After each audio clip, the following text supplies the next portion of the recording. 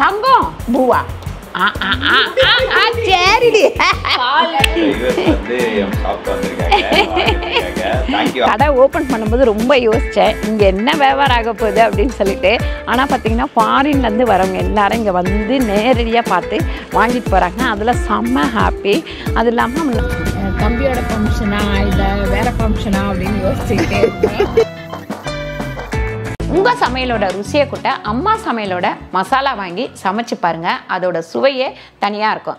நம்மளோட website link வந்து கீழே கொடுக்குறேன். வெப்சைட்டில் நீங்கள் ஆர்டர் போட்டுக்கலாம். நம்மக்கிட்ட மசாலா, வத்தல், வடகம், ஊறுகாய், முறுக்கு மாவு, அதிர்ச மாவு, சீடை மாவு, இந்த மாதிரி எல்லா வகையான மாவு வகைகளும் நம்மக்கிட்ட கிடைக்கும். வணக்கம், நான் உங்கள் அம்மா சமையல் மீனாட்சி. இன்னைக்கு பார்த்தீங்கன்னா நாங்கள் வந்து டக்குன்னு மத்தியானம் சமையல் முடிச்சுட்டு கொஞ்சம் வெளியே போகிற வேலை இருக்குது. அது என்ன அப்படின்றது நாங்கள் அடுத்த வீடியோவில் சொல்கிறோம். ஆனால் பரப்பரப்பரப்பரப்பரப்பரம் தான் இருக்குது. இருந்தாலும் கொஞ்சம் பொறுமையாக சொல்லலாம் அப்படின்னு சொல்லிட்டு வெயிட் பண்ணிட்டு இருக்கிறோம் நம்ம. அதனால் இன்னைக்கு சமைச்சிட்டு ஒரு முக்கியமான வேலைக்கு தான் போகிறோம். போயிட்டு அந்த வேலையை முடிச்சுட்டு வரலான் இருக்கிறோம். அதனால் நான் இங்கே வெறும் சாதம் வந்து வச்சுருக்கேன். அதனால் ஒரே ரைஸாக செஞ்சால் போதும் அப்படின்றதுனால நான் இந்த குக்கரை வச்சு என்ன பண்ண போகிறேன் அதுதான் யோசிக்கிறேன். அதுதான் வீடியோ எடுக்கலான்னு என்ன பண்றதுன்னே எனக்கு தெரியல. மீன் கடைக்கு போலாமா அப்படின்னாங்க. நீ கொஞ்சம் வேலை இருக்கனால சரி நாளைக்கு போய்க்கலாமா, இல்லைன்னா ஈவினிங் போயிட்டு வாங்கிட்டு நாளைக்கு வந்து நான்வெஜ் ஏதாவது பண்ணலாம் அப்படின்ட்டாப்ல ரமேஷ். சரி, அதனால நானும் யோசித்தேன் என்ன பண்ணுறது அப்படின்னு சொல்லிட்டு இன்னைக்கு கத்திரிக்காய் முந்திரி தொக்கு தான் வைக்க போகிறேன். சரியா, ஒரு வந்து தேங்காய் ரைஸ் பண்ண போகிறேன். இந்த கத்திரிக்காய் முந்திரி கிரேவி வந்து பார்த்தீங்கன்னா நம்ம சப்பாத்திக்கு தொட்டுக்கலாம், அப்புறம் தோசைக்கு தொட்டுக்கலாம்.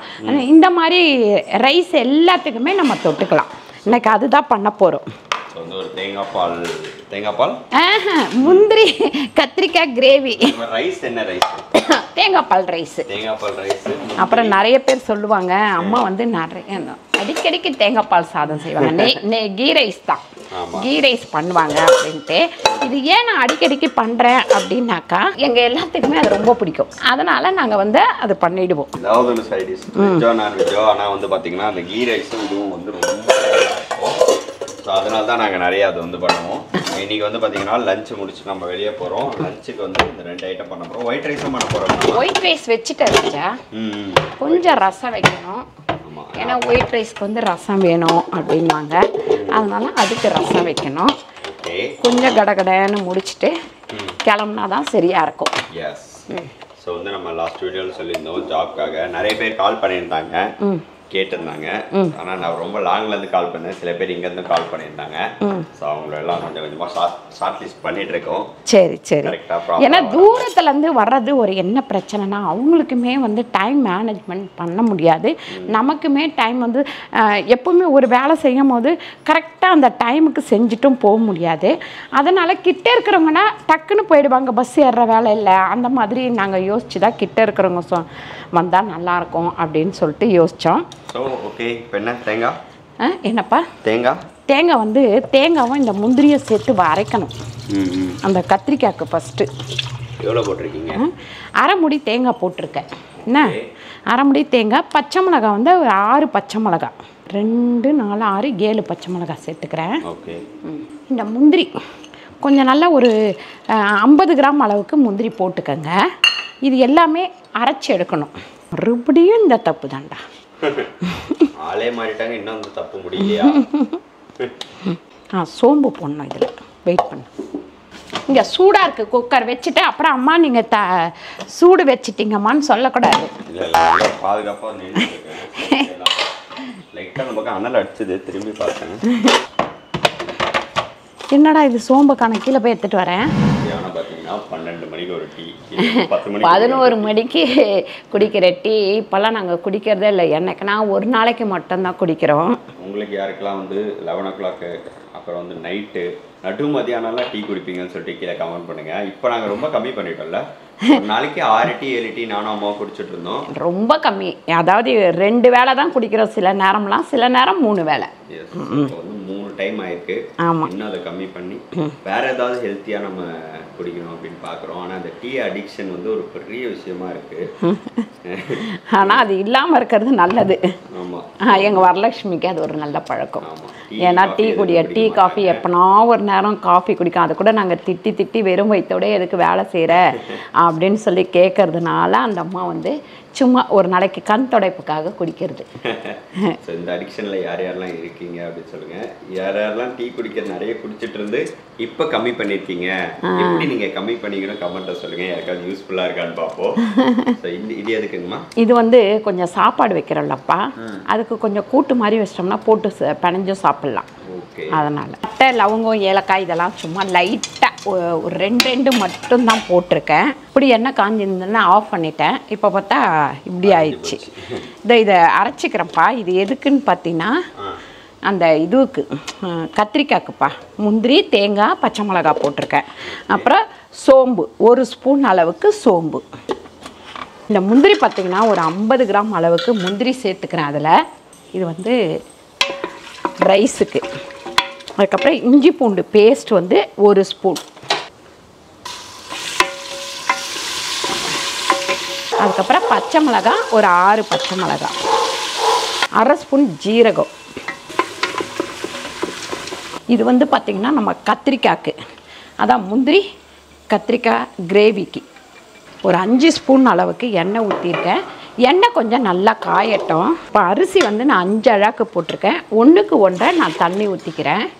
இன்றைக்கி புதினா இல்லை, கொத்தமல்லி இல்லை, கருவேப்பிலை இல்லை, இது எதுவுமே இல்லாமல் தான் சமைக்கிறேன் நான்.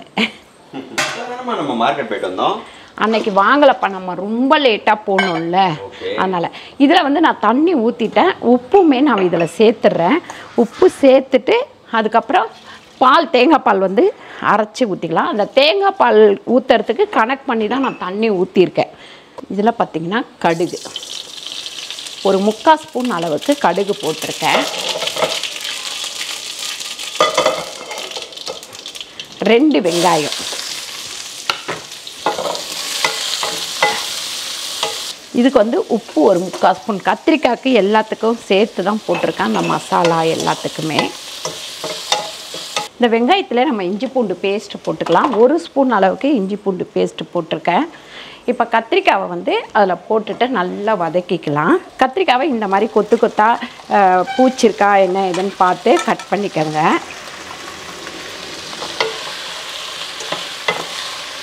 மஞ்சத்தூள் வந்து லைட்டாக போட்டுக்கோங்க.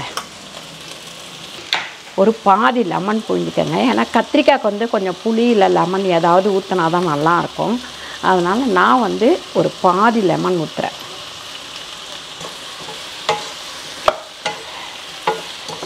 இத்தினூண்டு தண்ணி, ரொம்ப வேண்டாம். இது கத்திரிக்காய் வேகிறதுக்கு மட்டும். மூடி போட்டு மூடிடலாம், வேகட்டும். கத்திரிக்காய் இந்த அளவுக்கு வதங்கின உடனே நம்ம அரைச்சி வச்சுருக்கோம்ல தேங்காய் முந்திரி இது எல்லாமே ஊற்றிடலாம். இதில் கொஞ்சமாக தண்ணி ஊற்றிக்கலாம். ஏன்னா அப்படியே வந்து கொஞ்சம் கட்டி மாதிரி ஆகிடும். அந்த மாதிரி ஆகாமல் கொஞ்சம் கிரேவி மாதிரி வர்ற மாதிரி நம்ம செஞ்சுக்கலாம். இது செம்ம டேஸ்ட்டாக இருக்கும். கண்டிப்பாக ட்ரை பண்ணி பாருங்கள். ஏன்னா முந்திரி ஊற்றிருக்கோம் இல்லைங்களா. ஆனால் நீங்கள் முதல்ல கத்திரிக்காயில் தண்ணி ஊற்றிட்டீங்க அப்படின்னா கத்திரிக்காய் வந்து உடஞ்சிரும்.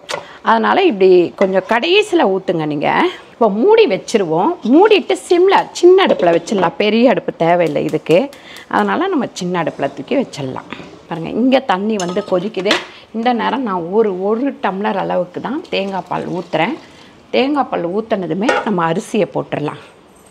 எல்லாமே நமக்கு மைல்டு காரத்தில் இருக்கும். எவ்வளோ அரிசி போடுறீங்கம்மா? 5 அழகுப்பா. அழகு போடுறீங்கன்னா ஒரு 10 முந்திரி போதும். ஒரு அழகு போட்டிங்கன்னா 5 முந்திரி கூட போதும். ஒரு 2 பத்தை தேங்காய் போதும். இதுக்கு வந்து வெயிட் போட வேண்டாம். நம்ம மூடி மட்டும் வச்சிரும். மூடி 10 நிமிஷம், ஒரு 5 நிமிஷம் ஹையில் வச்சுட்டு அதுக்கப்புறம் 5 நிமிஷம் நம்ம சிம்மில் வைக்கணும். பாருங்கள், சாதம் வந்து வடிச்சாச்சு. இந்த குக்கரை ஒரு அலசிட்டு அப்படியே அதுலேயே கூட்டும் வச்சுக்கலாம். நம்ம கீழே இருந்து ஒருத்தர் வந்தார், குடுன்னு தூக்கிட்டு வந்தா. இங்கே வந்து கேமராவை பார்த்தோம்னா என்ன கூப்பிடல அப்படின்ற மாதிரி ஒரு கேள்வி. இங்கே பாருங்கள், இந்த கிரேவி வந்து அப்படியே மூடி வச்சுட்டு சிம்மில் வச்சுட்டிங்கன்னா அது பாருங்கள் இந்த மாதிரி ஆகிடும். உண்மையாக வந்துருக்கு. அவ்வளோதான். இதில் மேலே வந்து கொத்தமல்லி இருந்தால் கொத்தமல்லி தூவிட்டு இறக்கிடலாம். இன்றைக்கி கொத்தமல்லி இல்லை, அதனால் நான் வந்து அப்படியே இறக்கி வச்சிடுறேன். முடியல, கூட்டு வைக்கணும் ரச்சா. கூட்டும் ஒரு முட்டை இதுவும் பண்ணணும். என்னென்ன போட்டிருக்கீங்க? இதில் வந்து பாசிப்பருப்பு 100 கிராம் போட்டிருக்கேன், 4 குட்டி குட்டி காய் சவுச்சவ் போட்டிருக்கேன், ஒரு வெங்காயம் ஒரு தக்காளி போட்டிருக்கேன். அப்புறம் இதில் வந்து மஞ்சத்தூள் சேர்த்துக்கிறேன், கொஞ்சமாக மஞ்சத்தூள், அப்புறம் உப்பு ஒரு 3/4 ஸ்பூன் உப்பு. குக்கரை மூடிட வேண்டியதுதான். அதுக்கப்புறம் குட்டி குழந்தைங்க இருக்குது அப்படின்னா 6ஆம் மாதம் 8ஆம் மாதம் 10ஆம் மாதம் 12ஆம் மாதம் ஒரு சுற்றி போடுவோம். என்னென்னா 3 எண்ணெய் எடுத்துக்கணும். நல்லெண்ணெய், கல்லெண்ணெய், தேங்காய் எண்ணெய் 3த்தையும் எடுத்துக்கிட்டு ஒரு கிண்ணத்தில் வச்சுட்டு ஃபஸ்ட்டு வந்து தம்பிக்கு தலையில் ஊற்றி தேய்ச்சிட்டு வழிச்சோம்னா அப்படியே நுர கட்டின மாதிரி வரும். அதை ஒரு கிண்ணத்தில் வழித்து வச்சுட்டு விரட்டி எடுக்கணும். 3 வீட்டு கூரை இருந்தால் கூரை எடுத்துக்கலாம். அப்படி இல்லை அப்படின்னாக்கா உப்பு, காஞ்ச மிளகாய், முடி 3 எடுத்துக்கணும். ஒரு விரட்டி வச்சுட்டு சாம்பிராணி போட்டு வச்சுக்கணும். அப்போ இந்த விரட்டியோடு சேர்த்து தம்பிக்கு சுற்றி வச்சுட்டு ஆழை கரைச்சி சுற்றிட்டு அந்த எண்ணெயை அதில் விட்டோம்னா அந்த சிகிடு கழியும் அப்படின்னு சொல்லுவாங்க. அதான் 10ஆவது மாதம்லாம் தோசம் தாங்கும் அப்படின்னு அந்த காலத்துலலாம் சொல்லுவாங்க. அதுக்காக சுற்றி போடுறது இது. அந்த மாதிரி சுற்றி போட்டோம் அப்படின்னா தோசமெல்லாம் வராது. இது வந்து பார்த்தீங்கன்னா நம்ம பழைய காலத்தில் பண்ணிட்டு இருந்தாங்க. ஆனால் நான் வந்து 6ஆம் மாதம் தம்பிக்கு பண்ணேன், 8ஆம் மாதமும் பண்ணேன், இப்போ 10ஆம் மாதம் ஆரம்பிச்சிருக்கு, பண்ணணும் இனிமே தான். ஸோ இது வந்து இதில் ஏதாவது சயின்டிஃபிக்கான விஷயங்களும் இருக்கும். அதனால தான் நம்மளுடைய முன்னாடி இருக்கவங்க வந்து அதை வந்து சொல்லியிருக்காங்க. ஸோ இதில் என்ன சயின்டிஃபிக் இருக்குன்றது எனக்கு கண்டிப்பாக தெரிஞ்சால் கீழே கமெண்ட் பண்ணுங்கள். இது நாங்கள் எல்லா குழந்தைங்களுக்குமே இது முன்னோர்களோட ஒரு நம்பிக்கை. ஆனால் நம்பிக்கை மட்டும் இல்லை, உடனே ரிசல்ட்டும் கிடச்சிருக்கு. அதனால் அது அவங்கெல்லாம் பண்ணிகிட்டு இருந்தாங்க. எங்கள் பாட்டி வந்து ரெகுலராக ரமேஷ்க்கு, சதீஷ்க்கு, வரலட்சுமிக்கு எல்லாருக்குமே பண்ணுவாங்க. எங்கள் பாட்டி தான் அவங்க எல்லாரையும் குளிக்க வைக்கிறது, எல்லாம் பண்ணுறது எல்லாமே. அந்த மாதிரி நான் யோகனுக்கும் வந்து பண்ணிகிட்டே தான் இருக்கேன். கேமரா நீங்கள் வாங்க வேண்டாம். ஸோ வந்து நம்ம அந்த காலத்தில் என்னென்ன சொன்னாங்களோ அது எல்லாத்துலேயுமே ஒரு சயின்டிஃபிக் இருக்கும். அந்த இது சாணி தெளிக்கிறதா இருக்கட்டும், மஞ்சள் தேய்ச்சி குளிக்கணும் அப்படின்னு. இப்போ வந்து மஞ்சள் தேய்ச்சி குளிக்கிறது வந்து ரொம்ப கம்மியாயிடுச்சு. ஆனால் இப்போ நாங்கள் நிறைய வந்து ஹாஸ்பிட்டல் போகும்போதோ சரி, வெளி இடங்களுக்கு போகும்போதோ எங்கே ஒரு ரிலேட்டிவ் சர்க்கிள்லேயோ வந்து பார்த்திங்கன்னா அதிகமாக வந்து அந்த பிரெஸ்ட் கேன்சர் அப்படின்ற வேர்டு வந்து நாங்கள் நிறைய கேள்விப்படுறோம். ஸோ இப்போ ரீசெண்டாக அம்மாவுக்கு ஃபுல் டெஸ்ட் எடுக்கும் போது கூட கம்பல்சரி அந்த டெஸ்ட் பண்ணணும். 3 years once 2 years ஒரு டவுட்னு சொல்லிட்டாங்க. ரமேஷ்லாம் பயங்கரமாக பயந்து எனக்குமே வந்து ரொம்ப பயம் ஆயிடுச்சு. அதுக்கப்புறம் செக் பண்ணதுக்கப்புறம் இல்லை அப்படின்னு சொல்லிட்டாங்க. சொன்னது என்னன்னா 40, அதாவது 40 வயசுக்கு அப்புறம் வந்து கண்டிப்பாக சரி அந்த டெஸ்ட் வந்து எல்லாருமே பண்ணணும் அப்படின்றது, லேடிஸை வந்து பண்ணணும் அப்படின்றது. இது வந்து அந்த காலத்துல ரொம்ப கிடையாது. இப்போ வந்து அந்த கேன்சர் அப்படின்ற போர்டு வந்து நம்ம ரொம்ப எக்கச்சக்கமா வந்துருச்சு. இப்போ ரொம்ப கஷ்டமா இருக்கு. என் ஃப்ரெண்ட் லேடிஸ் வந்து கண்டிப்பா மஞ்சள் தேய்ச்சி குளிச்சே ஆகணும். மார்பகம் அதெல்லாம் வந்து நல்லா தேய்ச்சி குளிக்கும் போது நமக்கு அந்த பிரச்சனைகள் வந்து வராது. மஞ்சள் சேர்த்து சமையல் சாப்பிடும் போதும் நமக்கு வந்து அந்த பிரச்சனைகள் வந்து நிறைய இருக்காது. அதுக்கப்புறம் அந்த இதுவும் இருக்குல்லப்பா. என் ஃப்ரெண்ட் வந்து பார்த்தீங்கன்னா அடையார் கேன்சர் இன்ஸ்டியூட்டில் வந்து ஒர்க் பண்ணிட்டு இருந்தான். ஒரு 2 years அங்கே தான் ஒர்க் பண்ணிட்டு. இப்போ வந்து இது போயிட்டான், ஃபாரின் போயிட்டான், அயர்லாந்து போயிட்டான். ஆனால் அந்த ஃப்ரெண்டுக்கு தான் வந்து மசாலாலாம் அனுப்பிச்சோம். ஸோ அவன் வந்து சொல்லுவான், சின்ன குழந்தைங்க அங்கே உள்ளே போய் பார்த்தோன்னா நமக்கு அவ்வளோ இது இருக்குமா. அவன் வந்து எல்லாருக்குமே வந்து ஜஸ்ட்டு இந்த மாதிரி ஸோ அவன் வந்து சொல்லுவான், சின்ன குழந்தைங்க, பெரியவங்க, எல்லா ஏஜ் ஆளுங்களுமே அங்கே இருப்பாங்களாம். குட்டி குழந்தைங்களாம் கேன்சர் வந்திருக்குமா. அதெல்லாம் ரொம்ப கஷ்டமாக இருக்கும் அவன் சொல்லும் போது. பட் அவெல்லாம் ரொம்ப தைரியமாக வந்து அதை ஹேண்டில் பண்ணுவான். எல்லாருக்குமே வந்து கவுன்சிலிங் கொடுக்கறது தான் ஒர்க் அங்கே. ஸோ அந்த மாதிரி கவுன்சிலிங் கொடுத்தா அவன் சொல்லும் போது ஒரு விஷயமும் ரொம்ப பயமாக இருக்கும் நமக்குமே. ஒரு ரீசெண்டாக எங்கள் ரிலேஷன் கிராமத்தில் இருக்கிறாங்க, அவங்க கூட பார்த்திங்கன்னா அவ்வளோ ட்ரீட்மெண்ட் எடுத்திருக்காங்க, கடைசியில் காலமாயிட்டாங்க. அதனால் தயவு செஞ்சு கண்டிப்பாக நீங்கள் ஒரு 40 வயசில் எல்லாம் ஃபுல் செக்கப் வந்து எடுத்துக்கிட்டே இருங்க. வருஷம் எடுக்கணும் அது. ஸோ அம்மாக்குமே எடுத்தோம். சின்ன சின்ன உடம்புல ப்ராப்ளம்ஸ்லாம் இருந்தது, கொலஸ்ட்ரால் லெவல்லாம் கம்மி பண்ணணும். ஸோ அதனால் முடிஞ்ச அளவுக்கு ஃபுட்டில் கொஞ்சம் இது பண்ணாங்க. இப்போ கண்ட்ரோலாக இருந்து கொஞ்சம் பரவாயில்ல. அந்த கால் வலிக்காக போனோம். ஆனால் எல்லா டெஸ்ட்டும் எடுத்ததுக்கப்புறம் நமக்கு வந்து ப்ரிகாஷனாக சில விஷயங்கள் தெரிய வந்தது. அதை நாங்கள் இது பண்ணிக்கிட்டோம். ஸோ கண்டிப்பாக நீங்களும் முடிஞ்சால் அந்த டெஸ்ட் பண்ணிவிடுங்க, அது ரொம்ப நல்லது. நானும் யோகனும் இங்கே விளையாடிட்டு இருக்கோம். இங்கே பாருங்க, யோகன் ஒரு விளையாட்டு சூப்பராக, நானும் யோகனும் இங்கே வருங்க என்னடா சூப்பரா கால் அப்படின்னு இத பார்க்க ஆரம்பிச்சிட்டாரு கேமராவை. ஒரே ஜாலிதான். இங்கே வந்து பார்த்திங்கன்னா நம்ம வெங்காயம் ஒரு 4, பச்சை மிளகாய் 2 போட்டிருக்கோம். உப்பு வந்து பார்த்திங்கன்னா ஒரு 3/4 ஸ்பூன் அளவுக்கு உப்பு, அப்புறம் மஞ்சத்தூள் கொஞ்சமாக மஞ்சத்தூள், அதுக்கப்புறம் வெறும் மிளகாத்தூள் கொஞ்சம், வெறும் மிளகாத்தூள் ஒரு 1/2 ஸ்பூன். இது எதுக்கு அப்படின்னு பார்த்தீங்கன்னா நம்ம பணியாரம் ஊற்றிட்டு முட்டையை பணியாரமாக ஊற்றிட்டு அதுக்கப்புறம் நம்ம நார்மலாக மிளகாத்தூள்லாம் போட்டு பண்ணுவோம் இல்லைங்களா, அந்த மாதிரி பண்ண போகிறோம். செம்ம டேஸ்ட்டாக இருக்கும். முட்டை பணியாரம் மாதிரியா? ஆமாப்பா, முட்டை பணியாரம் மாதிரி பண்ணி மறுபடியும் வறுவல் பண்ண போகிறோம். இது வந்து பார்த்திங்கன்னா கொஞ்சம் வெங்காயம் இதில் கூடவே போடுங்க, அப்போ தான் டேஸ்ட்டாக இருக்கும். வேணும்னா கொஞ்சம் கடலை மாவு போட்டுக்கோங்க. நான் வந்து கடலை மாவு போடலை. கடலை மாவு, அரிசி மாவு இது ஏதாவது கொஞ்சம் போட்டுக்கோங்க. இது வந்து அப்படியே இருக்கட்டும். அதுங்காட்டி நமக்கு வந்து அங்கே கடைக்கு வந்து கஸ்டமர் வந்திருக்காங்க, நம்ம சப்ஸ்கிரைபர் வந்திருக்காங்க, நம்மளை பார்க்கணுன்னு சொன்னாங்களாம். அதனால் அங்கே போயிட்டு அவங்கள வந்து பார்த்துட்டு வந்துடுவோம். இது எல்லாமே ஆஃப் பண்ணிட்டேன். பக்கம் ஓடுறதுனே தெரில, எந்த பக்கம் ஓடுறதுனே தெரிலையா. அப்புறம் எதுக்கு இங்க குடுகுடுன்னு வந்து குக்கர் சவுண்ட் வந்தோம்னா செதறி ஓடுறாரு அந்த பக்கம். போலாமா செல்லம், போலாமா? இருங்க, தம்பி மூஞ்சி கழுவிட்டு கூப்பிட்டு வரேன். கடைக்கு வந்து சென்னை வந்து கோயம்புத்தூர் கிடையாது. சரி சரி, யூஎஸ் வந்து ஷாப்க்கு வந்திருக்காங்க. தேங்க்யூ. இவங்களை வந்து பாத்தீங்கன்னா நாங்க லாஸ்ட் வீக் வந்து ஊருக்கு போகும்போது வரேன்றாங்க, வந்துட்டாங்க. அம்மா சமையல் மீனாட்சி வாங்கணும்னே தேங்க்யூ. இவ்வளவு தூரம் நீங்க ஆக்சுவலி நிறைய பேர் எங்களுக்கு வந்து இங்க இருந்து வராங்க, ஃபாரின்ல இருந்து நிறைய பேர் வராங்க, வந்து இங்க வந்து வாங்கிட்டு வராங்க, பார்த்து வாங்கிட்டு போனோம். முதல் வந்து வீட்டுல வந்து வாங்க யோசிப்பாங்க, ஷாப் வச்சப்பறம் அவங்களே வந்து பார்த்து என்ன வேணுமோ அதை வந்து எடுத்துட்டு போயிடுறாங்க.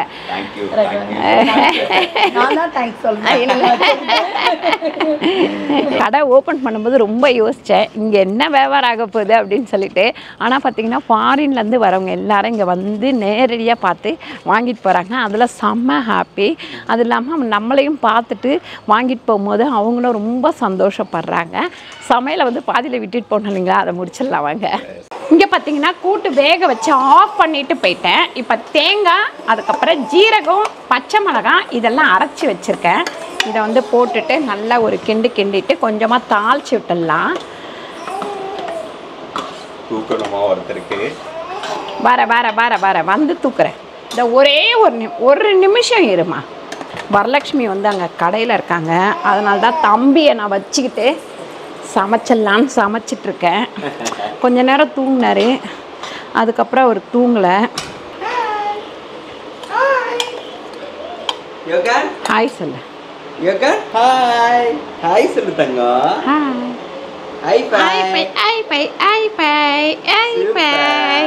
இங்கே பார்த்தீங்கன்னா நம்ம வந்து கூட்டு வந்து தாளிக்கிறதுக்கு வெறும் கடுகு போட்டிருக்கோம். கடுகு கொஞ்சம் பெருங்காயம் மட்டும் போட்டு தாளிச்சிக்கலாம். கருவேப்பிலை இருந்தால் கருவேப்பிலை போடலாம். கருவேப்பிலை வந்து கடையிலேயே இல்லை, அதனால் கருவேப்பிலை போடலை. என்ன போட்டிருக்கீங்க? பெருங்காயமோ? ஆமாம், பெருங்காயப்பா. நான் வந்து நம்ம டப்பாவில் போட்டு வச்சுருக்கேன். அந்த டப்பாவோட வைக்காம பாட்டில் இருக்குல்ல, அதில் போட்டு வச்சுருக்கேன். இந்த மாதிரி பணியாரம் மாதிரி ஊற்றிட்டு அதில் தொக்கு மாதிரி அந்த மசாலா போட்டு பண்ணுவோம்ல ரஜா, அந்த மாதிரி பண்ணுறதுக்கு. ஓகே. இது வந்து இரும்பு கடாயி, இப்படி பழகிறது நம்ம பணியாரம் ஊற்றினா வரணும் புதுசு. அதனால் நான் இந்த மாதிரி பணியாரம் ஊற்றிட்டு அப்படியே வந்து நம்ம வச்சுக்கிட்டோம் அப்படின்னாக்கா அதுக்கப்புறம் நம்ம இது ஊற்றிக்கலாம், பணியாரம் ஊற்றிக்கலாம். தாளித்து விட்டாச்சு, அவ்வளோதான். கூட்டு வந்து ரெடி ஆயிடுச்சு. இங்கே கூட்டும் ரெடி ஆயிடுச்சு, சாப்பாடு ரெடி ஆயிடுச்சு. அப்புறம் நம்ம வந்து இது தேங்காய் பால் சாதம் அதுவுமே ரெடி ஆயிடுச்சு. முட்டை தொக்கு மட்டும் என்ன இருக்கு, அது மட்டும் தொய்ப்பா பண்ணுவோம். உனக்கு தான்ப்பா தேங்காய் பால் சாதம்.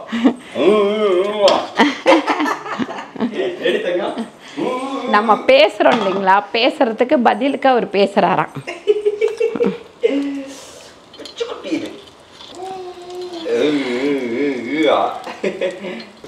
ஆமாம், முட்டை பணியாரம் மாதிரி. இது 2வது ரவுண்டு வந்து ஊற்றிட்டேன். முதல் ரவுண்டு ஊற்றி வச்சுருக்காங்க இப்படி. அப்புறம் இங்கே வந்து எவ்வளோ எண்ணெய் ஊற்றிருக்கீங்கம்மா?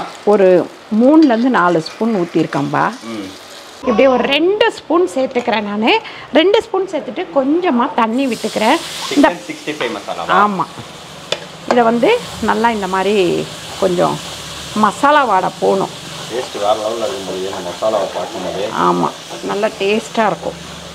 இந்த மசாலா வாடை போனோடனே இந்த முட்டை வந்து நம்ம ஊற்றி வச்சுக்கோம் இல்லைங்களா, இதை வந்து இந்த மாதிரி நல்லா இப்போ கொஞ்சம் ஹையில் வச்சிடலாம். முதல் நான் சிம்மில் வச்சுருந்தேன்.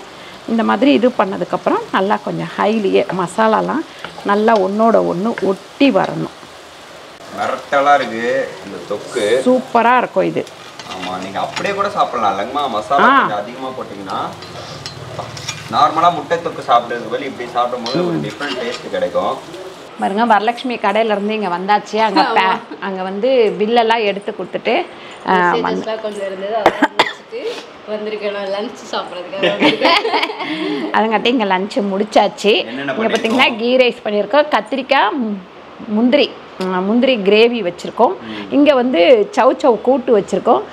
முட்டை வந்து பனியார முட்டையை மசாலா போட்டு பரட்டியிருக்கோம். வெறும் சாதம் வச்சுருக்கோம். அப்புறம் இது இவர் வந்து பார்த்துட்டு இருக்காரு, எல்லாத்தையும் ஒவ்வொன்றா பார்த்துட்டு இருக்கேன். நம்மளுக்கு கொடுப்பாங்களா இல்லையாரு அவர் ஆல்ரெடி சாப்பிட்டுட்டு தான் இருந்தார்.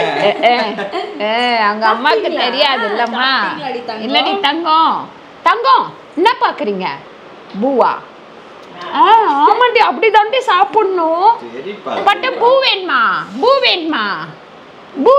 பால் வேணுமா? தங்கம் பூவா? சரிடி. பாலுக்கு ஒரு சவுண்டு, சாப்பாட்டுக்கு ஒரு சவுண்டு, அப்படியே தாவிடுவாரு. கண்டிப்பாக வந்து இது எல்லாமே ட்ரை பண்ணி பாருங்கள். ட்ரை பண்ணி வந்துட்டு கீழே வந்து கமெண்ட் பண்ணுங்கள். நாங்கள் கடைக்கெல்லாம் போயிட்டு வந்துட்டு சொல்கிறோம். முடிச்சுட்டு வேலையை சூப்பரான இடத்துக்கு போயிட்டு வந்தாச்சு. ஸோ அது என்ன அப்படின்றது உங்களுக்கு ரொம்ப சீக்கிரமாக உங்களுக்கு நாங்கள் சொல்லிடுறோம். ஓகே, ஸோ இது என்னவா இருக்கோ அப்படின்னு சொல்லிட்டு யாராவது நினச்சிங்கன்னா கெஸ் பண்ணுங்கள். கெஸ் பண்ணிவிட்டு கமெண்ட் பண்ணுங்கள். யாராவது கரெக்டாக சொல்கிறீங்களான்னு பார்க்கலாம். ஹாப்பியான ஒரு நியூஸ் தான். வந்து தம்பியோட ஃபங்க்ஷனா இல்லை வேற ஃபங்க்ஷனா அப்படின்னு யோசிச்சுக்கிட்டே இருந்தோம். ஸோ நிறைய பேர் கெஸ் பண்ணிருவீங்க. கரெக்டாக சொல்கிறீங்களான்னு கீழே கமெண்ட் பண்ணுங்கள். ஓகே, ஸோ அடுத்த சூப்பரான வீடியோவில் நாங்கள் உங்களை மீட் பண்ணுறோம். Thank you so much. பாய்.